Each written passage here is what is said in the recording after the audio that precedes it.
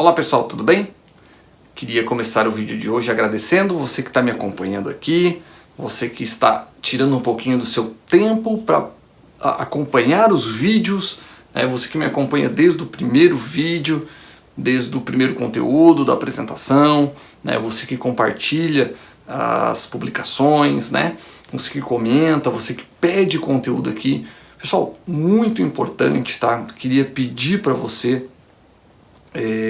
comentar aqui um pouco dos assuntos, lá nas publicações, aliás, ou aqui mesmo, no YouTube, um pouco dos assuntos que você gostaria de ver que eu abordasse nas publicações, tá, pessoal? Isso motiva, isso faz com que eu tenha um direcionamento, tá, para levar o assunto que lhe interessa, um assunto que realmente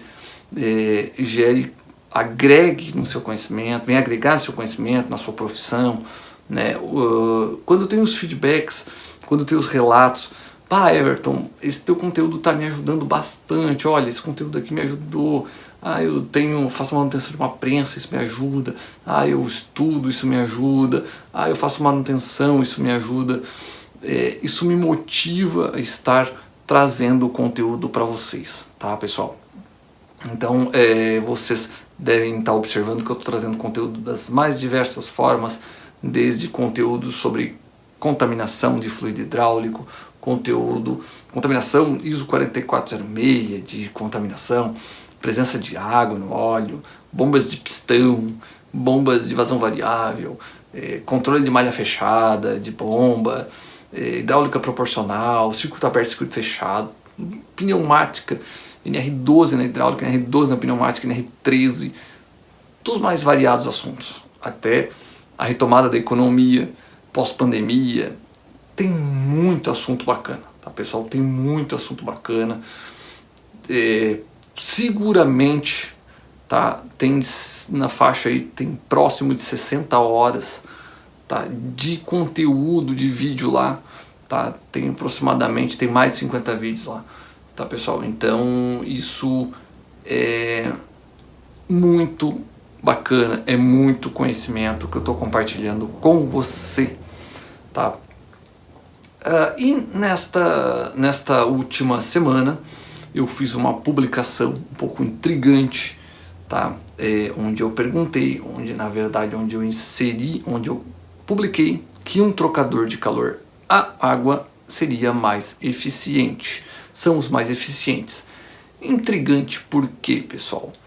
Porque um trocador de calor a água ele vai ser mais eficiente dependendo da sua aplicação, dependendo da temperatura da água, dependendo do tipo do trocador e dependendo da sua máquina.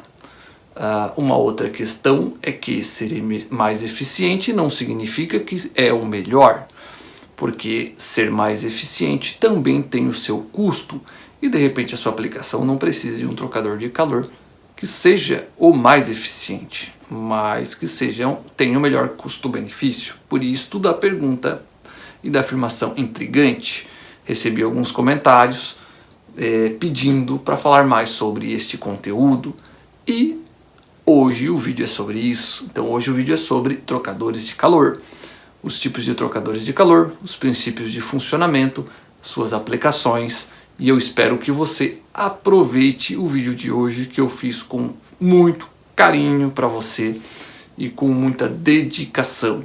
Queria que você tirasse aí esse nosso vídeo de hoje, eu queria que você tirasse aproximadamente aí uns 50 minutos para acompanhar o vídeo. Eu já aviso, ele é um pouco longo, ou então salve o vídeo para assistir depois, mas assista esse vídeo, tá, pessoal? Então, o nosso vídeo hoje são sobre trocadores de calor. Vou falar dos trocadores de calor mais comuns no mercado brasileiro, tá? Os que utilizamos aqui, não adianta eu falar de equipamentos que não utilizamos aqui. E tudo que você vai ver agora são assuntos e experiências tiradas de aplicações reais, tá? Eu também faço aqui já uma observação para você de começo, que o vídeo de hoje é um vídeo introdutório, pessoal? Então eu falo um pouquinho sobre o assunto, um pouquinho sobre o conteúdo, logicamente que se você quisesse saber, se você quiser se inteirar um pouco mais, tá? Comenta aqui também, comenta aqui também porque eu precisaria de mais tempo para divulgar mais. Mesmo sendo introdutório, esse vídeo já é um vídeo de 1 hora, tá, pessoal? Então comente aqui se você quer mais sobre esse assunto, sobre o que você quer, e aí a gente vai falando mais na sequência dos nossos conteúdos. Então, bora pro vídeo de hoje, me acompanhe aqui na tela. Vamos lá. Pessoal, então, aqui na tela, eu gostaria de começar a nossa apresentação teórica falando um pouquinho do porquê da necessidade dos trocadores de calor. Tá? Por quê? Um sistema hidráulico por si só, tá, é um sistema onde ele é submetido a variações de pressão constante, certo? Pelo menos sistemas de média e alta pressão. Quando a pressão, na realidade, ela é exercida quando o fluxo de óleo ele encontra uma obstrução, seja no fim de curso de um atuador hidráulico, de um cilindro, né, ou seja por uma obstrução na linha, independente da causa motivo, um fechamento de válvula, manobra de válvula, enfim. Mas diante de um sistema normal, a pressão é obtida através dos fins de curso de cilindro, né, ou quando então um atuador rotativo encontra uma carga. Tá? Mas essa, pessoal, são pressões, são variações de pressões a qual o sistema é submetido intencionalmente, né? Ele foi projetado para isso. Porém, automaticamente, um sistema hidráulico comum, quando ele é submetido à pressão, você precisa obter o controle dessa pressão também, porque senão ele vai subir de uma forma exponencial, até que aconteça algo que possa danificar ou comprometer a integridade do sistema, como romper uma mangueira, um cilindro, enfim. Então você precisa ter o controle dessa pressão. E isso é feito através das válvulas de controle de pressão. Convido você, que está iniciando aqui o vídeo de hoje, né, a acompanhar os últimos vídeos onde eu falo sobre válvulas de descarga, explico um pouco sobre válvulas de pressão, explico um pouco para você também sobre controle de pressão, né? E automaticamente convido você também a acompanhar vídeos anteriores, onde eu falo sobre tipos de bombas, né? Bombas de vazão fixa, né? Que são as mais usuais, bombas de vazão variável, né? E você vai entender um pouquinho também do porquê das diferenças e porquê que, por exemplo, dando uma palhinha aqui, mas não é o objetivo de hoje, quando temos um circuito aberto com uma bomba de vazão fixa, nós temos menos controle sobre o fluxo, então nós precisamos de válvulas de pressão e automaticamente nós vamos submeter o óleo a mais frequência ou por período maior de tempo e frequência a alívio do sistema. Ou seja, o que seria o alívio do sistema? A abertura de válvulas reguladoras de pressão. Quando nós obtemos, então, uma pressão ao ponto que ela precisa ser aliviada, que ela precisa ser controlada através de válvulas, esse fluxo que nós estamos controlando, né? A gente controla e joga desvia para o tanque, alivia para o tanque o excedente, isso gera calor, é energia transformada, né? A energia está em constante transformação. Nós obtivemos transformação da energia elétrica, por exemplo, em energia hidráulica, quando a gente aciona uma bomba através de motor elétrico, e depois em energia mecânica por meio do atuador. Só que parte dessa energia se perde em energia em forma de calor, né? Em energia calorífica, em forma de calor através dos alívios, né? Através das perdas de carga. Tá? Então é isso que a gente procura sempre combater no dimensionamento do sistema hidráulico, as perdas de cargas. Só porque elas vão existir. Tá? Além das eventuais pressões que são submetidas do sistema de forma intencional, existem as não intencionais, como por exemplo as perdas de carga. Né? Um sistema mal dimensionado, né? Um sistema com uma tubulação muito longa, cheias de curvas e conexões de interligação, tudo isso vai gerando obstruções e perdas de carga e fazendo com que essa pressão constante do sistema, que é a pressão, a restrição que o sistema tem para passar, que o fluxo tem para passar naquela tubulação, gera uma perda de carga constante. Então isso gera também aquecimentos. Então, dependendo do tipo do sistema, dependendo da frequência de acionamento, dependendo do número de ciclos, né, por minuto ou por hora, dependendo da viscosidade do óleo, dependendo da temperatura, o clima, o local onde o equipamento está instalado, há uma necessidade de aplicação de um condicionamento de temperatura, tá? Um controle de temperatura. Sabemos, tá, pessoal? Estou fazendo uma introdução, pessoal, para que vocês possam ter um entendimento um pouquinho melhor, tá? Volto aqui a relembrar que esse vídeo é um vídeo introdutório, então ele é um vídeo básico sobre sistema de trocas de calor. Vou falar dos tipos de trocadores, mas é básico, tá, pessoal? Então, se eu tivesse mais tempo, eu me aprofundaria mais, tá? Eu sei que eu sempre falo isso nos meus vídeos, mas realmente são assuntos extensos para a gente falar tecnicamente, e por mais que possa não parecer, mas tem muito mais a se falar tecnicamente dos assuntos, mas a gente faz aqui uma introdução, tá? Então, alguns sistemas precisam sim de condicionamento, tá? É sabido também que todo o equipamento hidráulico, todos os componentes hidráulicos, válvulas, bombas, eles foram submetidos ou engenheirados ou desenvolvidos e com a sua eficiência testada com óleo a 40 graus, né? Então você tem uma viscosidade de óleo aí, média recomendada de 30 a 50 centistokes, ou milímetros quadrados por segundo, e você tem de escoamento, e você tem aí isso tudo calculado a uma faixa de temperatura de 40 graus. Então a faixa recomendada de temperatura de trabalho, né, de um sistema hidráulico é de 40 graus. Então nós sempre trabalhamos para que o sistema opere, ou dimensionamos, ou enfim, para que o sistema opere em 40 graus. Por exemplo, se estivéssemos na Rússia, onde nós temos temperaturas negativas numa frequência muito maior, né? Então aplicaríamos aquecedores, submeteríamos o óleo a aquecimento através de aquecedores elétricos, né?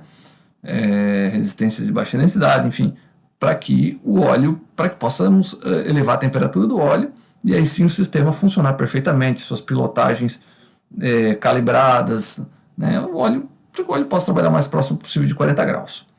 Como nós estamos no Brasil, onde nós temos climas tropicais, tropical, subtropical, climas quentes, né? Centro-oeste, norte, nordeste, principalmente, né? E até mesmo no sul. Então aí nós facilmente ultrapassamos 30 graus de temperatura, e os 30 graus ambiente mais a temperatura do sistema, facilmente o óleo ultrapassa 50 graus em vários tipos de circuitos, né? Então aí há a necessidade do condicionamento muito mais comum de resfriamento do óleo do que de aquecimento aqui no Brasil, tá, pessoal? Visto isto, então, feita esta introdução para que a gente possa entender a origem do aquecimento, o porquê de controlar a temperatura, logicamente que quem já tem muito mais domínio do assunto, conhece muito mais, esse assunto foi introdutório, né, pessoal? Mas a gente tem que levar em consideração que é preciso se explicar a origem de tudo, né? Nós precisamos conhecer a origem do porquê dessas aplicações, tá? Então, pessoal, basicamente, eu vou abordar do que a gente usa no Brasil, tá? Não vou trazer nada de especial, eu vou abordar aqui o que a gente usa no Brasil.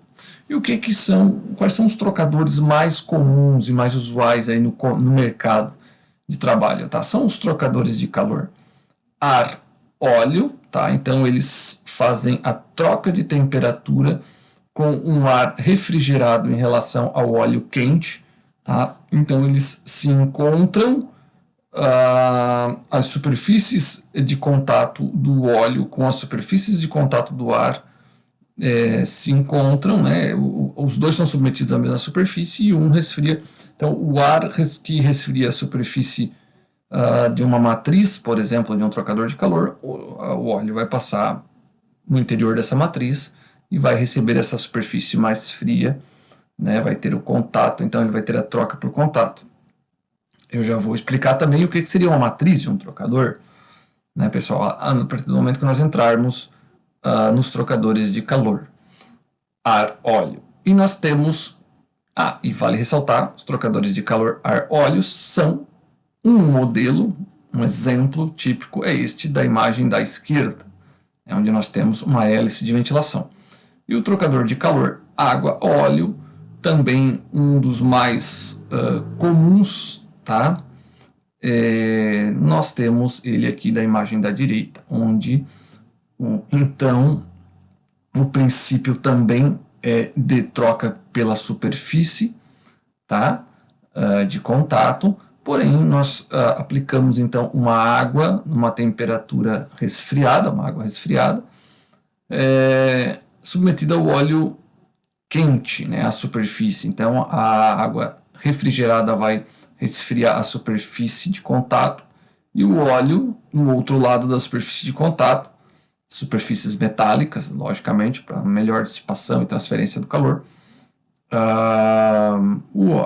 O óleo quente vai entrar em contato então com essa superfície resfriada e vai resfriar o óleo por contato. Tá, pessoal? Vamos ter um melhor entendimento aqui do funcionamento a partir do decorrer desta nossa apresentação de hoje.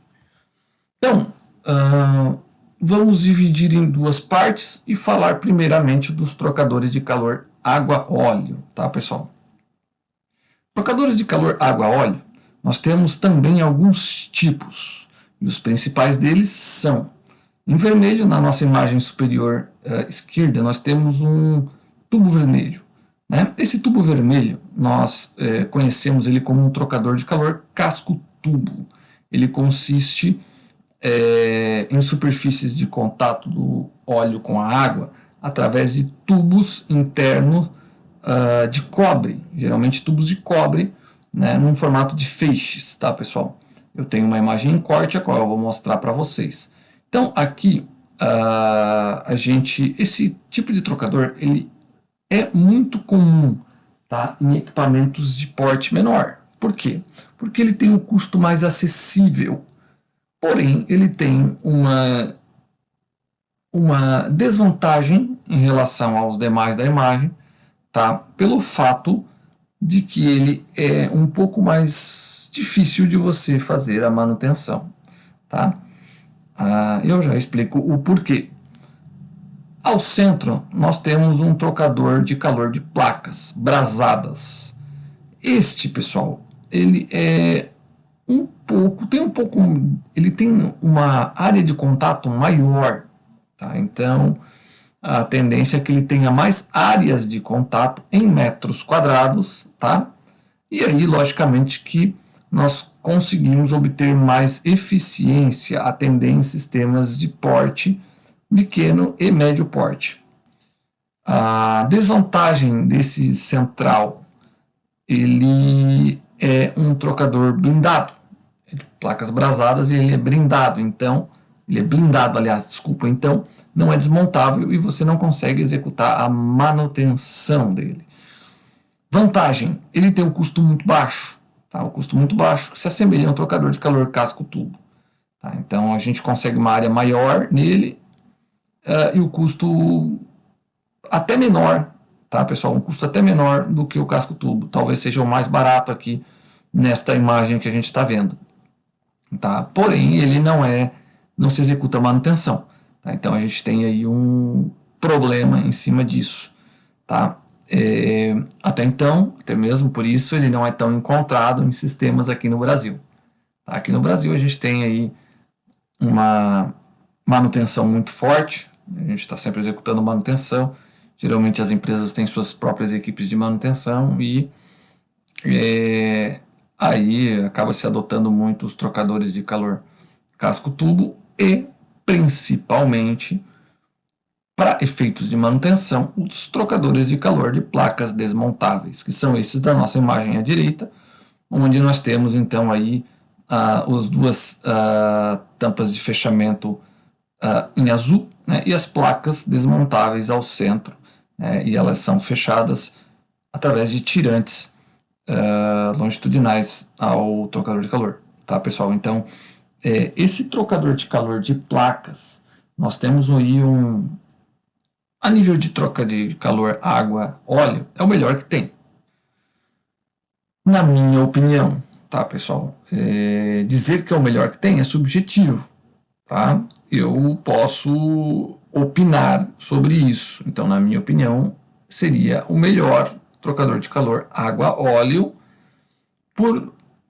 em virtude de algumas causas que eu posso elencar aqui agora para vocês. Por exemplo, ele é utilizado em equipamentos de porte maior. Por quê? Porque nós conseguimos, além de desmontar para executar a manutenção, agrupar mais placas e aumentar a área de contato, a área de troca dele. Então, esse é um tipo de trocador que eu posso aumentar e diminuir a área de troca dele quando eu quiser, através agregando ou subtraindo placas dele, tá? Além disso, ele tem bastante área de contato nas placas. Então, em metros quadrados, que é o que eu meço a área de contato dos trocadores de calor, esse é o que eu posso obter a maior área de troca de calor, tá? Então, é uma baita vantagem. Outra vantagem é que um sistema de trocador de calor água-óleo, nós temos uma questão em particular, que seria a qualidade da água, tá, pessoal? Essa água, dependendo do tipo do tratamento que a gente faz, ou se tem tratamento ou não, algumas vezes ela pode, na maioria das vezes, ela vai criar uma contaminação entre as placas, tá? A qual aí gera-se a desvantagem do trocador de calor casco-tubo, este em vermelho, porque ele acaba obstruindo as passagens nos canais no interior dos tubos de cobre, tá? E você tem que fazer a limpeza dos tubos de cobre, e isso é realmente um transtorno muito grande. Já os trocadores de placas, você consegue executar a manutenção e limpeza do trocador de uma forma mais fácil, mais ágil. Você consegue ser mais eficiente na manutenção dele, tá, pessoal? Sobre trocadores de calor casco-tubo. Então, aqui nós temos uma construção desse tipo de trocador. Basicamente, ele consiste, como eu havia comentado para vocês, de um corpo central tubular, né? Um casco, que nós chamamos, tá? Duas conexões superiores, tá? De entrada e saída do óleo. Então, o óleo sempre, nessa construção, o óleo sempre vai entrar, pelo menos os mais comuns, né? No corpo do trocador de calor, conforme a imagem ali, conexão, a imagem escrita ali como conexão, luva de aço forjado, tá? Então, ali é a entrada e saída do óleo, tá, pessoal? Então, o óleo ele vai passar pela superfície externa do tubo, do feixe de tubo, né? Ele vai passar por dentro do corpo do casco, mas por fora dos feixes de tubo, tá? Nós temos os feixes de tubo que geralmente são de cobre, tá? Podem ser de outro material, mas os mais encontrados, os mais comuns, são os tubos de cobre, até mesmo por questões comerciais, né? Temos a junta de vedação, que serve para ambos os lados do casco, né? E nós temos as tampas de fechamento, tá? Essas tampas, onde ela elenca aqui como a tampa em aço carbono, que ela vai fazer o fechamento fronte ao espelho fixo, tá? Esse espelho é onde é soldado as tubulações de cobre e é onde tem então a conexão ao trocador, tá? A água, pessoal, de troca, ela entra então na lateral do trocador, junto a esta tampa, tá? Então a água ela vai circular pelo interior dos feixes dos tubos de cobre, tá? Geralmente esses trocadores, tá? Eles têm, depende do tipo da construção interna, dos tipos de chicane que ele tem, enfim. Você tem os trocadores de um passe e de 2 passes, tá? Os mais comuns são trocadores de um passe, tá, pessoal? Até porque são os mais fáceis de se desenvolver. E ele vai ter uma área de troca X metros quadrados, tá? Geralmente, um trocador de calor de 2 passes, ele vai ter aí uma área de troca X vezes 2, tá? Então vai depender muito do fabricante. Isso faz com que o trocador tenha uma construção física menor e tenha quase o dobro de área de troca, tá? Como você pode observar ali, você tem um feixe de tubos, né? Onde a água vai circular pelo interior. E, como eu havia comentado, o problema deste tipo de trocador é que, dependendo da qualidade da água, você pode ele vai começar a obstruir essas entradas, essas passagens, né? E aí você começa a ter um problema, porque você tem que executar manutenção. Aí você tem que fazer uma desmontagem e é difícil de você fazer uma manutenção por dentro dos tubos de cobre, né? E aí nós começamos a ter um problema, tá, pessoal? Um outro problema é que, dependendo do produto que você usa para fazer a manutenção ou o tratamento da água, você tem que observar se ele não é agressivo ao cobre, né? Porque a partir do momento que eu danifico em qualquer ponto, ao mínimo um desses tubos, eu começo a ter o ingresso de água para dentro do óleo. Aí eu vou ter o contato direto da água com o óleo, e isso é terrível, porque eu vou contaminar o meu óleo. Uma vez contaminado o óleo, o processo de descontaminação é muito difícil, pessoal. Eu tenho um grave problema aí. Na maioria das vezes, eu necessito descartar o óleo e executar uma limpeza profunda no sistema hidráulico, tá? O óleo, tá? Ele pode estar contaminado com água de 2 formas. De uma forma dissolvida ou livre, tá? Geralmente, quando o ingresso de água, a contaminação acontece e você descobre rápido, você vai conseguir extrair somente a água livre, através de um processo de decantação, enfim, qualquer tipo de princípio para separar essa água do óleo. Processo de filtragem centrífuga, né? Mas a partir do momento que o óleo vai trabalhando e sendo submetido a pressões, ciclos do sistema, ele começa a dissolver, né? Você vai começar a encontrar a água dissolvida ao óleo, tá? Então, isso vai fazer com que você não consiga mais extrair essa água simplesmente pelo processo centrífugo ou por decantação. Então você tem que submeter o óleo a um processo de desidratação a vácuo.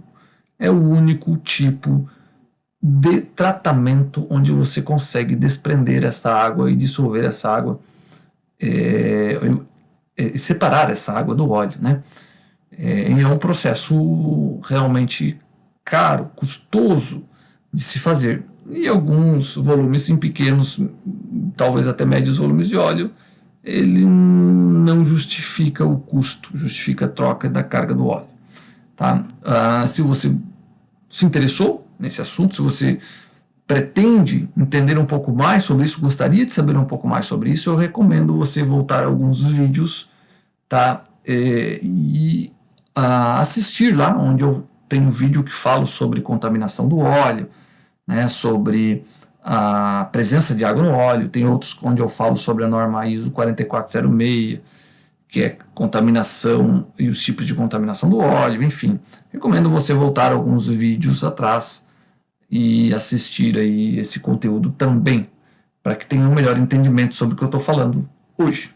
Tá, pessoal? Então, este trocador de calor aqui, nós temos esse problema dessa sensibilidade do tubo de cobre, que é onde você pode ter aí um ingresso de contaminação de água no óleo. Uma outra questão é você tomar cuidado com o tipo de trocador que você compra numa futura reposição, manutenção, né? Porque você tem aí também esse problema do tubo de cobre, tá, pessoal? Aqui então nós temos na sequência um trocador de calor de placas, né, onde a imagem mesmo exemplifica, onde eu entro com o óleo, em vermelho, o óleo quente, e onde eu saio, tá, onde eu circulo com a água em azul, né? Então eu tenho aí de um lado a superfície, num lado eu tenho uma superfície, a água gelada, está circulando pela superfície metálica em contato com a placa, e do outro lado eu tenho então o óleo que vai me fazer contato direto com esta mesma superfície, né? Mas não direto com a água, e aí ele vai então executar a troca de temperatura, fazendo com que a água, o óleo vai contribuir com a sua temperatura para a superfície, né, aquecendo a superfície, e a água vai contribuir com a sua temperatura para a superfície, resfriando a superfície. Isso vai gerar um equilíbrio. Então, com isso, o óleo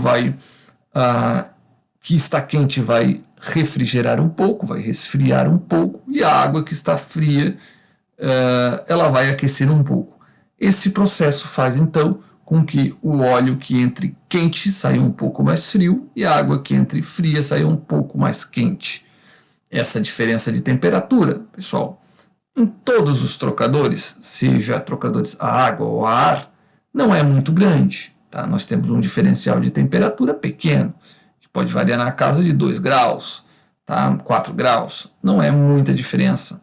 Eu não entro com uma temperatura de 70 graus num único passe e saio com uma temperatura de 40, isso não existe, tá, pessoal?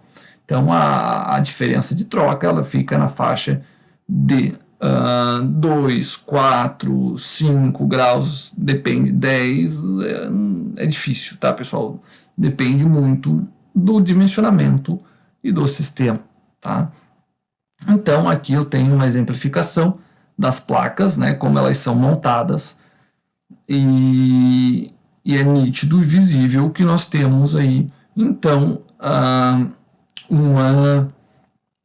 uma manutenção muito mais fácil, tá? Qual é o problema aqui, então, pessoal? O problema aqui é que para que eu possa fazer com que a água circule em uma placa, uma superfície, e não tenha contato com o óleo, visto que eles passam muito próximos, né? Para que a água e o óleo não se encontrem, eu tenho que montar as placas quando for executar a manutenção, montar as placas no lado correto, executar a montagem correta das placas, sendo com que as placas tenham um lado voltado para o óleo e o outro lado voltado para a água, tá, pessoal? Então, eu não posso inverter o lado das placas, porque se eu inverter o lado das placas, eu vou fazer qualquer uma delas que seja, tá, pessoal? Eu vou, então, desviar o fluxo da água para dentro do óleo e gerar um contato direto, tá? Então, o risco aqui, nesse tipo de trocador, dificilmente vai ser de danificar uma placa. O risco aqui está na vedação da placa e o risco está, então, em uma manutenção, numa montagem invertida de uma das placas, por exemplo, né? Uma ou mais. Então, a montagem equivocada desse trocador de uma das placas que sequer vai fazer com que eu faça desvio de fluxo e contato direto da água com o óleo. Então, eu vou ter o mesmo problema do caso anterior de ingresso de água no óleo e automaticamente contaminação, tá, pessoal? Então aí eu vou ter um efeito contrário, eu vou estar prejudicando o meu sistema ao invés de ajudar o meu sistema, tá? Então aqui o nosso trocador de placas desmontáveis, do qual eu entendo que seja o mais eficiente, e esta é a minha opinião, pelos motivos que eu estou explanando para vocês aqui, tá, pessoal? Agora, eu tenho então que entrar um pouquinho na parte de resfriamento da água, tá? Eu expliquei para vocês lá no começo dessa nossa apresentação como que se gera o aquecimento e por que se gera o aquecimento, tá, pessoal? Automaticamente, se eu estou, e ao longo da apresentação, claro, eu fui falando que a água troca de temperatura com o óleo. Automaticamente, se eu estou aquecendo a água a cada passe, eu vou passar água uma vez, ela vai aquecer. Eu vou passar água duas vezes, ela vai aquecer. Na verdade, ela já está praticamente num passe em equilíbrio, temperatura da água com óleo. Então, depois do primeiro passe, eu não terei mais troca térmica. Eu vou começar a aquecer, mas meu sistema vai estar. Eu não vou ter mais troca térmica, mas meu sistema vai continuar aquecendo. Então, eu vou fazer com que o meu sistema aqueça a cada ciclo de máquina e não resfrie mais. Por isso, eu preciso fazer o condicionamento da água. O trocador faz o condicionamento do sistema e a água, só que o trocador, para funcionar, ele precisa da água condicionada. E essa água condicionada eu faço por meio de resfriamento da água. Então eu vou ter que ter uma forma de resfriar essa água também. Eu não posso deixar essa água simplesmente circulando no trocador sem nenhum tipo de tratamento. Então eu tenho o tratamento da qualidade da água, que eu falei até então, e agora tenho o tratamento da temperatura da água, o condicionamento da água. Eu preciso resfriar essa água. Uma das formas mais comuns de resfriar essa água é através de torres de resfriamento. Alguns conhecem como torre alpina, tá, pessoal? Então eu submeto a água à circulação interna por meio de um efeito cascata, em uma temperatura, muitas vezes essa torre montada em ambientes externos, tá, onde eu submeto ela ao ar atmosférico, né? Enfim, uma construção da torre onde eu consigo refrigerar essa água.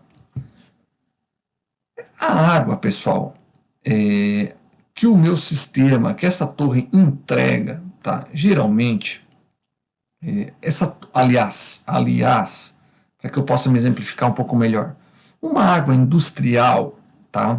O dimensionamento de uma torre, ela tem que ter um determinado porte para que a minha água industrial gire em torno de 22 graus a 23 graus Celsius, tá? Então essa é uma temperatura de uma água industrial, uma temperatura típica de uma água industrial. Dificilmente eu vou encontrar uma torre ou eu vou dimensionar uma torre para que eu consiga refrigerar a água a uma temperatura mais baixa do que esta.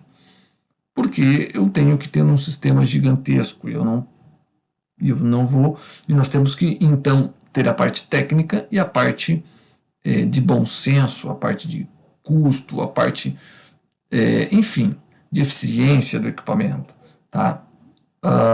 Também uma água a 22 graus já é o suficiente para que eu possa refrigerar o sistema hidráulico. Geralmente um sistema hidráulico ele trabalha e opera acima dos 40 graus, tá? Então 45, 50 graus, eu vou submeter a uma água a 22 graus, eu consigo ter eficiência suficiente para trazer o meu sistema a 40 graus e manter esse controle, tá? Então, uma das formas que nós temos de monitorar, de condicionar a água é através de torres de resfriamento, tá? Torres alpinas. Se você quiser ter um conhecimento um pouco melhor sobre o funcionamento das torres, a gente pode mais adiante tratar sobre isso, ou até mesmo, enfim, procurar também, junto à internet, o funcionamento das torres alpinas, junto a fabricantes de torres, né? Logicamente que o objetivo de hoje aqui, pessoal, é falar da máquina trocadora e não do condicionamento da água. Mas você precisa saber e entender a origem do condicionamento desta água, tá? Então, uma das formas de condicionarmos é através das torres alpinas. Temos aí, então, pessoal, isso é amplamente utilizado, tá? Digo para você que não vou lhe precisar um percentual, mas a maioria, tá? 90%, 95%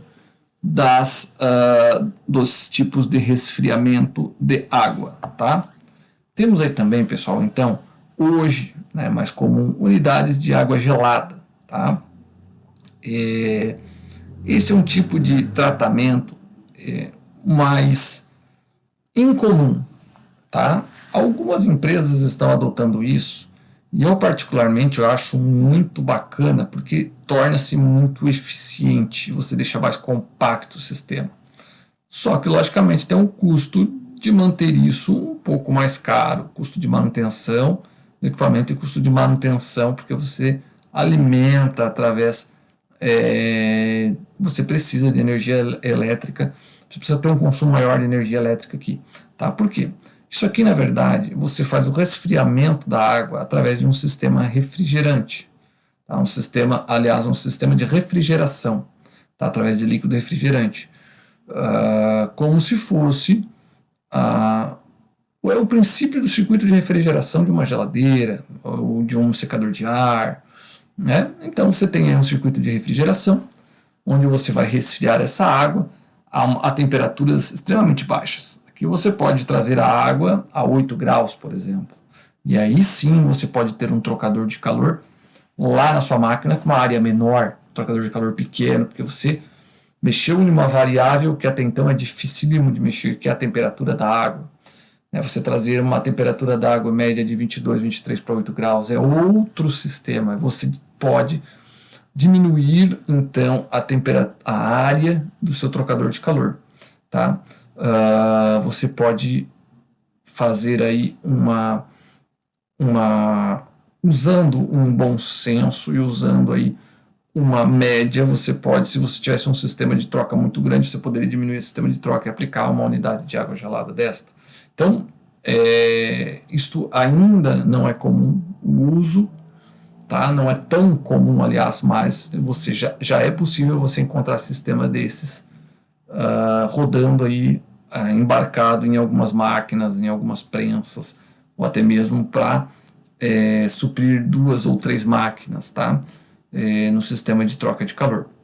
Isso é muito bacana, tá, pessoal? Isso aqui é um sistema que eu acredito que vai ser mais presente daqui por diante, tá? Então aí nós temos uma variável de água um pouco menor, e aí nós conseguimos também diminuir a área do trocador. Essa é a grande vantagem desse sistema. Desvantagem é que nós temos o consumo de energia de compressor do circuito refrigerante, tá? E controle também, né? Nós precisamos ter um pouco de controle aqui. Aí nós entramos com outras questões, como válvulas termostáticas, e aí vai, tá, pessoal? Então aí temos aí a manutenção do circuito refrigerante, que é algo a mais para você estar se preocupando, tá? Então aqui uma aplicação típica de um trocador de calor, casco tool, tá? Um trocador de calor água-óleo, aplicado em linha de retorno, tá? Então agora, para finalizar os trocadores de calor água-óleo, nós podemos, pessoal, esse tipo de trocador de calor, ele pode ser aplicado, é comumente aplicado, tá? Em linhas de retorno, tá? Mas nós podemos também, dependendo do tipo de equipamento, do circuito, aplicar esse trocador de calor água-óleo em sistemas de recirculação, os chamados sistemas offline.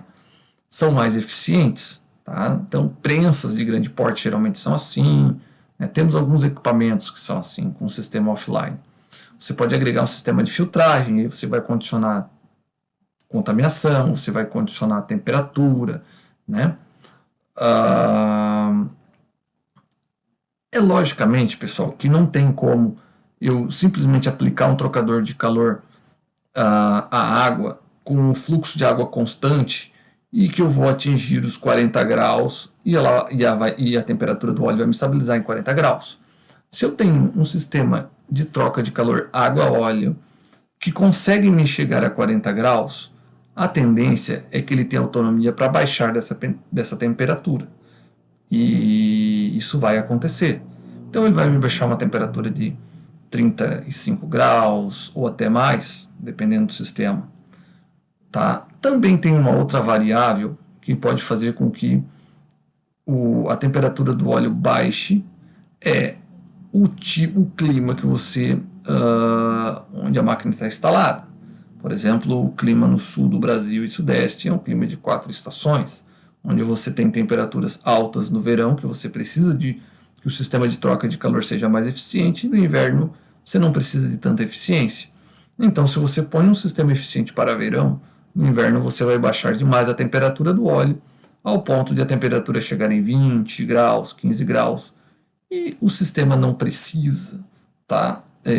Na realidade, você começa a prejudicar o sistema quando você baixa muito a temperatura do óleo.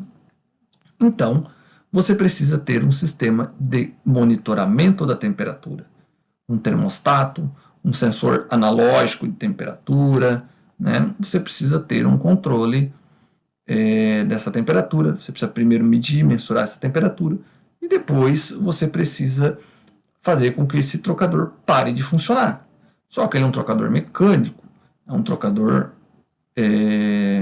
que simplesmente circula água por ele. Como é que você faz para controlar então essa temperatura, se você diagnosticou que a temperatura está baixa? Você precisa então de alguma válvula de manobra, você vai precisar de válvulas de obstrução, você vai impedir o fluxo de água por dentro do trocador, e aí você vai anular o trocador do sistema, fazendo com que a temperatura do óleo suba. E aí você vai fazer então o controle da temperatura. A temperatura aumenta, você abre a circulação de água. A temperatura sobe, a temperatura do óleo baixa, você fecha a circulação de água, e você vai criando uma instabilidade da temperatura do óleo em 40 graus. Esse é o princípio mais simples. Você pode aplicar válvulas proporcionais para suprimento de água, você pode fazer uma série de monitoramentos, tá? Monitoramento remoto, tá? Lá na sala de comando de máquina. Então, você tem aí uma série de controles que você pode fazer. É importante, pessoal, ressaltar aqui algumas observações, tá? Que eu tinha comentado para vocês, né? Que é importante você saber, tem informações técnicas, para que quando alguém falar, vocês pelo menos já tenham ouvido falar disso, né? Então nós temos aqui os trocadores. O tamanho de um trocador é dimensionado pela sua área de troca, em metros quadrados, né? O que nós estamos trocando aqui, pessoal, é a temperatura do óleo com a água, tá? E a forma como nós temos como medir isto, tá? Esta variação de troca, nós podemos medir ela, a dissipação, né? Nós podemos medir ela através de duas unidades mais comuns, seja ela em quilocaloria, tá? Hora, ou em quilowatt, tá, pessoal? Então, quilowatt por grau Celsius, por exemplo, né? Que seria uma troca, ou quilocaloria hora. São unidades de medidas que você pode... quilowatt por grau Celsius geralmente é mais voltado à dissipação, tá? Ao cálculo de dissipação pela potência instalada. Já, então, a unidade, mas é um pouco menos usual, tá? Então, a unidade de medida que nós adotamos, que é mais comum, seria, que é para base de cálculo, seria, então, aí a quilocaloria hora, tá? Ou então quilocaloria enfim, pelo fluxo de óleo, tá, pessoal?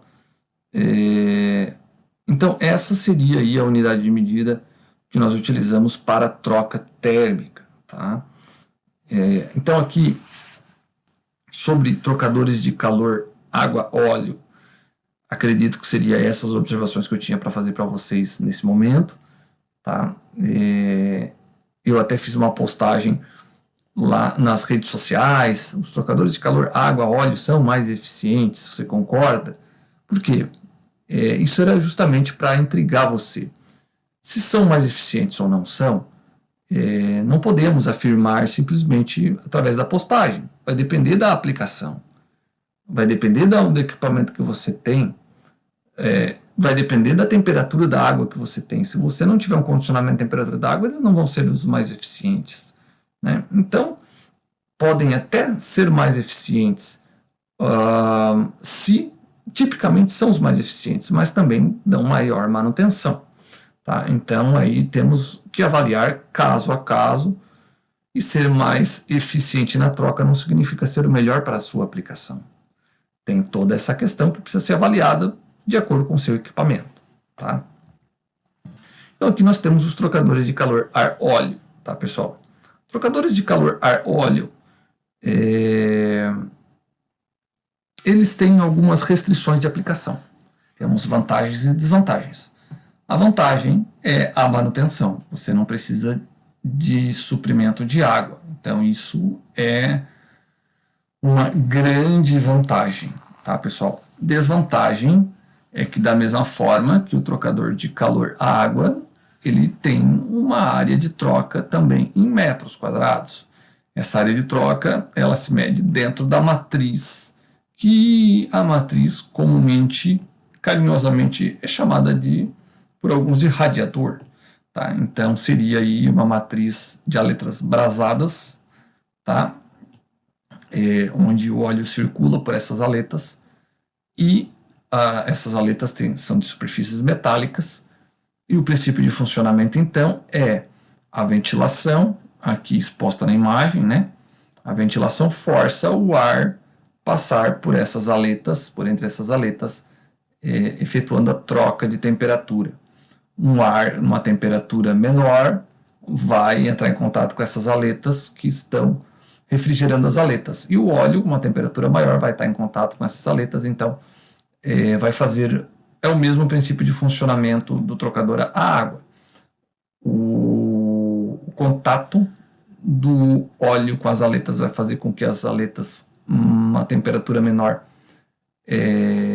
o óleo vai contribuir, vai dissipar sua temperatura para as aletas e o óleo vai resfriar, e o ar que está passando naquele momento nas aletas vai esquentar. Então é comum, de um lado o trocador está captando o ar mais fresco e do outro lado expulsando o ar numa temperatura bem maior. Tá? E o óleo, antes do contato com as aletas, com a matriz, está numa temperatura maior e sair numa temperatura menor. Aqui, o diferencial de temperatura é bem menor, tá? De troca, né? Aqui, pessoal, é tipicamente uma troca aí na faixa de 2 graus, 4 graus no máximo, tá? O problema aqui, pessoal, é que nós temos aí uma variável que não depende do nosso controle, tá? De certa forma, né? Nós podemos controlar, mas é muito mais difícil de controlar, que seria o elemento ar, tá? Então, nós temos aí o ar, geralmente ele é temperatura ambiente. Nós não temos como refrigerar o ar muitas vezes. Então, o que vai acontecer é que, dependendo da temperatura ambiente onde se encontra o equipamento, esse trocador vai ser mais ou menos eficiente. Exemplo, é sabido que eu preciso manter a temperatura do sistema hidráulico do óleo em 40 graus. Se minha temperatura ambiente for de 40 graus, então o meu ar ambiente vai ser de 40 graus. O meu óleo, se ele estiver a 40 graus, uma condição inexistente, nunca vai existir isso, né, pessoal? Se o meu óleo estiver a 40 graus e a minha temperatura do ar a 40 graus, o meu óleo vai permanecer a 40 graus. Eu não tenho como resfriar o óleo, sendo que a temperatura do ar está a mesma do óleo. Se a temperatura do óleo estiver a 50 graus e a temperatura do ar estiver a 40 graus, pessoal, eu não vou conseguir trazer nunca essa temperatura do óleo de 50 para 40. Por quê? Porque eu não vou conseguir ter a autonomia para isso, né, visto que a eficiência desse trocador é muito menor. Então, para mim trazer uma temperatura aí de 45 graus do óleo para 40 graus, tá, eu preciso ter no máximo uma temperatura aí de ar de 25 a 30 graus. Aonde então eu vou ganhar, se eu tenho uma aplicação típica, né, pessoal? Se eu tenho uma temperatura ambiente de ar de 25 a 40 graus e um óleo na faixa de 45 a 50 graus, então eu tenho duas informações que são duas variáveis que eu não tenho esse controle, e a única variável que eu vou poder trabalhar para manter esse equilíbrio, para fazer essa troca e trazer a temperatura do óleo para baixo, é a área da matriz do trocador de calor. Então eu vou dimensionar um trocador de tal forma que eu respeite a temperatura ambiente e que eu respeite a temperatura do óleo de entrada. E aí eu vou obter a temperatura de saída desejada, a que eu preciso, tá? Então essa troca de calor do óleo, esse resfriamento também vai ser em quilocalorias hora, tá? Da mesma forma que a anterior, tá, pessoal? Então aqui nós temos o agravante, que é a temperatura ambiente. Esta é o agravante do dimensionamento do meu equipamento. Então agora eu tenho algumas soluções. Tem uma outra desvantagem, é que este trocador de calor ele é sensível à contaminação do ambiente. Por exemplo, se eu estou trabalhando numa serraria onde eu tenho muito pó em suspensão, ou qualquer tipo de ambiente que eu tenho muito pó, automaticamente que a ventilação vai puxar todo esse pó para a minha matriz e vai obstruir a passagem de ar. Então eu não vou ter mais eficiência, porque eu vou ter menos ar passando pela matriz, pelas aletas.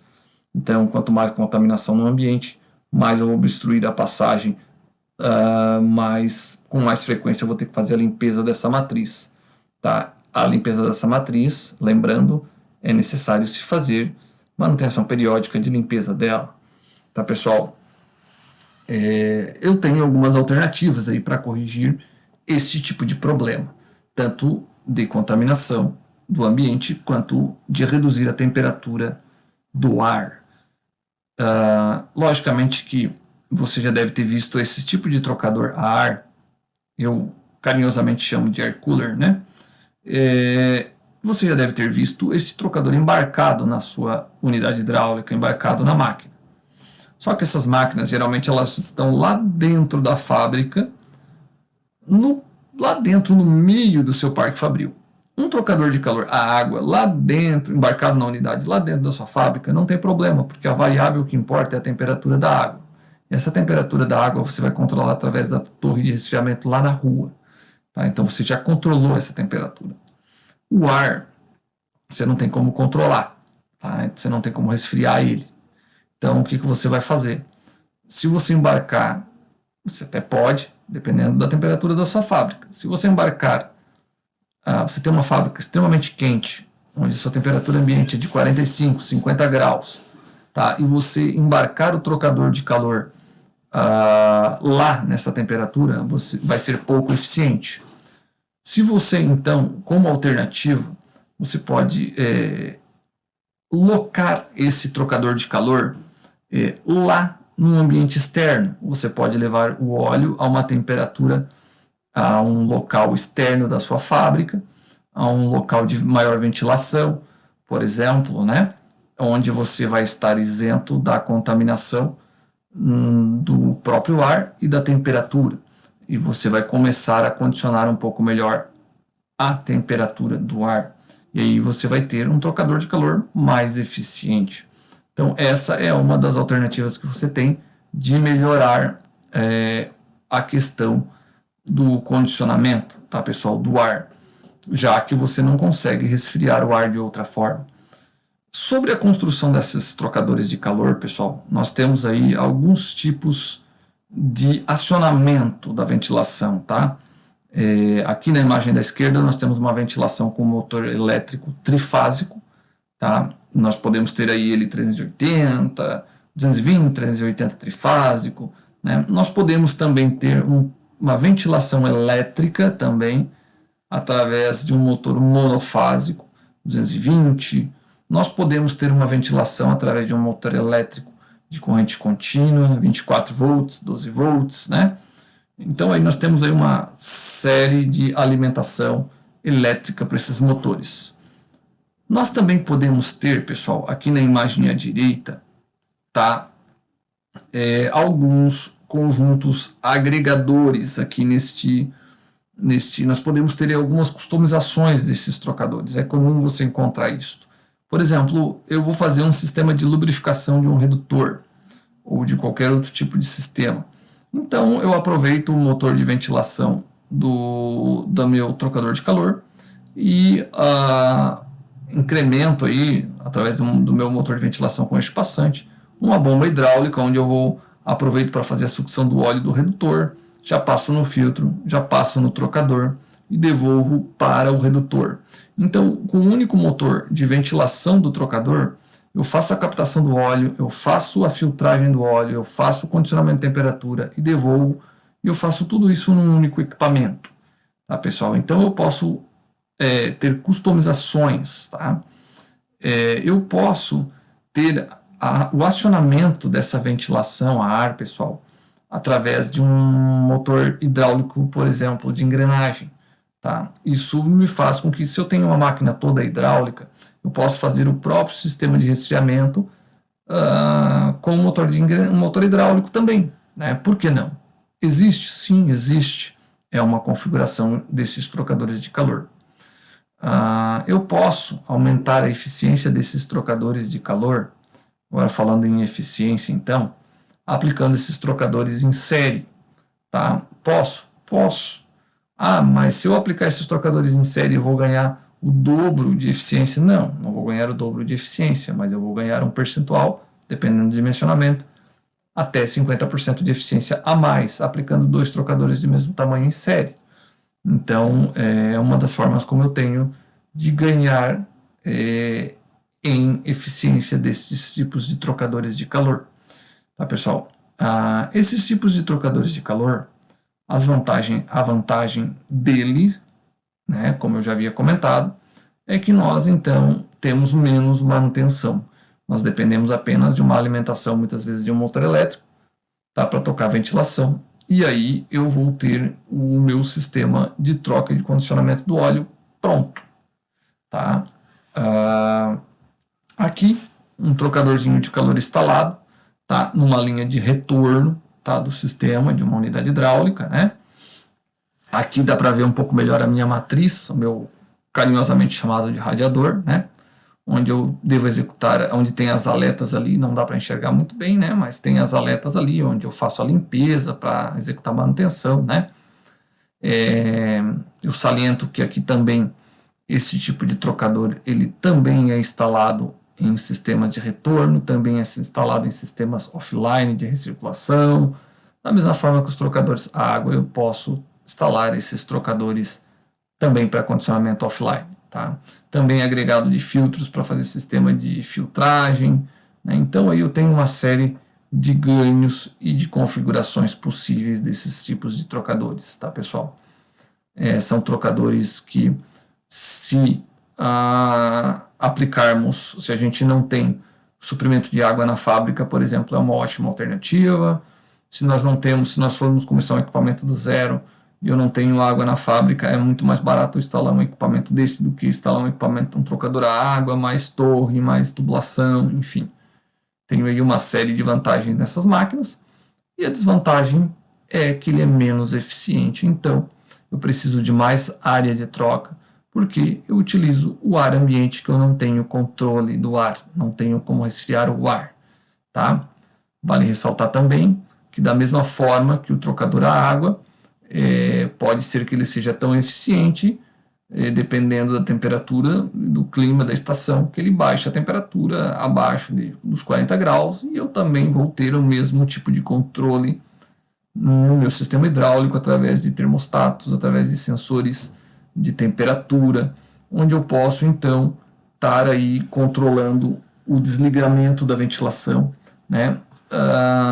E fazendo com que eu anule ele por um determinado período de tempo, para que eu faça essa estabilização da temperatura. Tá, pessoal? Então, sobre os trocadores de calor, pessoal, da parte de funcionamento, era isso que eu queria trazer para vocês, tá? E agora eu gostaria de chamar você aqui para a gente partir para o encaminhamento final do nosso vídeo de hoje. Pessoal, então, finalizado a parte técnica do nosso vídeo de hoje, Queria agradecer você por ter ficado aqui engajado comigo nesse vídeo, né? Eu espero que tenha sido um vídeo de muito proveito para você, que tenha agregado no seu conhecimento, que tenha contribuído para você. Eu tenho certeza que sim, tá? Eu tenho certeza que foi um vídeo muito bom, tá, pessoal? Modéstia à parte, os vídeos que eu venho falando, os vídeos que eu venho trazendo para você aqui, se você observar, são vídeos de conhecimento, de experiência vivida, não é um estudo de uma teoria de livro, não. São experiências, eu estou trazendo experiências da prática real para você, do meu dia a dia, do que eu vejo, do que eu passo, do que eu especifico, do que eu dimensiono, do que eu projeto, do que eu já me deparei, do que eu faço manutenção, enfim, consultoria, do que eu participo, tá, pessoal? Então, são experiências. O que eu trago? Aonde que isso é vantagem para você, tá, pessoal? Porque eu trago aqui, se você observar o vídeo de hoje, ele é nítido. Eu trago aqui vantagem, desvantagem, vantagem, desvantagem, vantagem, desvantagem. Isso é o atalho. Isso é o atalho para você. Você está tendo o atalho para ir pelo caminho certo, para não passar pelas pedras do caminho, entende? É isso que eu estou trazendo para você, tá, pessoal? Então, o que eu peço em troca para você? Compartilhe esse vídeo, as publicações, com seus amigos, seus colegas. É justo. Eu acho justo pedir isso para você, e eu acho que é o mínimo que você pode fazer por mim em relação a isso, tá? E eu até já estou me sentindo confortável para pedir isso para você desta forma, porque eu acho justo que eu pedir isso para você, e acho que é bacana essa sua retribuição em compartilhar esses vídeos, porque eu estou me dedicando aqui inteiramente de graça para você, sem custo nenhum, trazendo esses conteúdos, tá? Então, pessoal, fecha comigo lá, compartilhe esses vídeos, vamos fazer o canal crescer, vamos fazer o canal do YouTube passar dos mil inscritos ali, a gente já está perto também. Contribui lá, vamos fazer esse vídeo ser conhecido, as publicações também, Facebook, Instagram, LinkedIn, tá, pessoal? É o que eu peço para você. Se você não é cadastrado, é um recado especial aqui, se você não é cadastrado ainda na minha página, eu peço que você deixe seu e-mail lá na minha página, tá? Aqui embaixo tem um link, você vai entrar lá na minha página, no fim da página tem o campo do e-mail. Então você vai lá, digita o seu e-mail lá, clica lá em cadastrar, você vai receber um e-mail meu, tá na sua caixa de entrada. Lá o que eu peço é que você abra o e-mail e clique em confirmar. Lá vai ter confirme o seu e-mail aqui. Você precisa clicar lá porque isso é procedimento, tá? Você precisa me autorizar para que eu mande e-mail para você. Se você não clicar lá dentro daquele e-mail, eu não vou estar autorizado a mandar e-mail para você. Os e-mails que eu vou mandar para você é para lhe informar de quando eu for lançar vídeos, quando eu for divulgar alguns vídeos, conteúdo novo, enfim, alguns conteúdos aleatórios, tá, pessoal? Então, era isso. Cadastre lá, convide seus amigos a cadastrar, curtir a página, compartilhar os conteúdos. E por hoje era isso. Um abraço, pessoal. Até o próximo vídeo.